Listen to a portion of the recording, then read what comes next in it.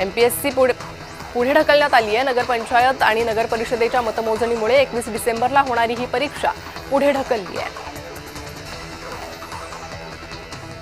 देशातील सर्वात मोठी विमान कंपनी इंडिगोची विमानसेवा सोमवारीही विस्कळीतच राहिली। दिल्ली, श्रीनगर, हैदराबाद, बंगळुरू आणि अहमदाबाद विमानतळांवरून 250हून अधिक उड्डाणं रद्द करण्यात आली। धुळे शहरातील साक्री रोडवर असलेल्या SRPF कॅम्प परिसरात बिबट्याचा मुक्त संचार आढळून आला। त्यामुळे नागरिकांमध्ये प्रचंड घबराट पसरली आहे। वन विभागानं बिबट्याला जेरबंद करावं अशी मागणी नागरिक करतायत।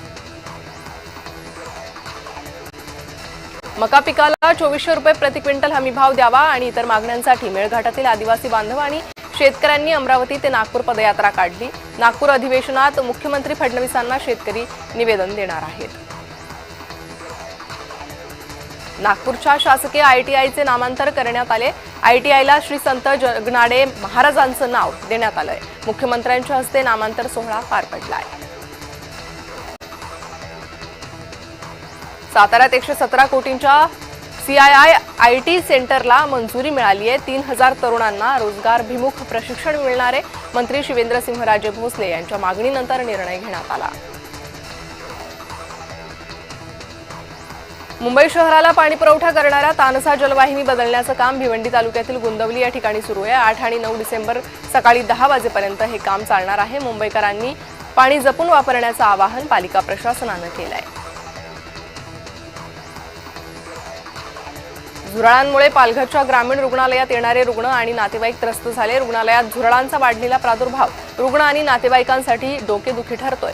ग्रामीण रुग्णालयात योग्य स्वच्छता राखली जात नसल्यानं झुरळांचा प्रादुर्भाव वाढल्याचा रुग्णांच्या नातेवाईकांनी आरोप केला आहे। नागपुरात पारडी भागातील पॉवर स्टेशनकडे पुन्हा बिबट्या घुसला। कापसी महालगाव परिसरात बिबट्या फिरतोय। वन विभागाची गस्त सुरू असून बिबट्याचा शोध सुरू केलाय। परिसरात भीतीचं वातावरण आहे। मुंबई गेटवे ऑफ इंडिया या ठिकाणी भारतीय नौदलाचा आज बीटिंग रिट्रीट अँड टॅटू सेरेमनीचं आयोजन करण्यात आलं। भारतीय नौदल आपल्या प्राचीन परंपरा आणि गौरवशाली इतिहासाला प्रोत्साहन देण्यासाठी सतत कार्यरत आहे। हा कार्यक्रम नवीन पिढीला नौदलाची ओळख, शिस्त आणि अभिमानाशी जोडण्याचा एक मार्ग आहे। या कार्यक्रमादरम्यान INS शिखरचा हेलिकॉप्टर फ्लाय पास्ट आणि ऑपरेशनल डेमो देखील करण्यात येतो। तपोवन प्रकरणी बैठक पार पडली आहे। आम्ही दिलेला पर्याय काहींना मान्य नाही अशी माहिती मनपा आयुक्त मनीषा खत्रींनी दिलेली आहे।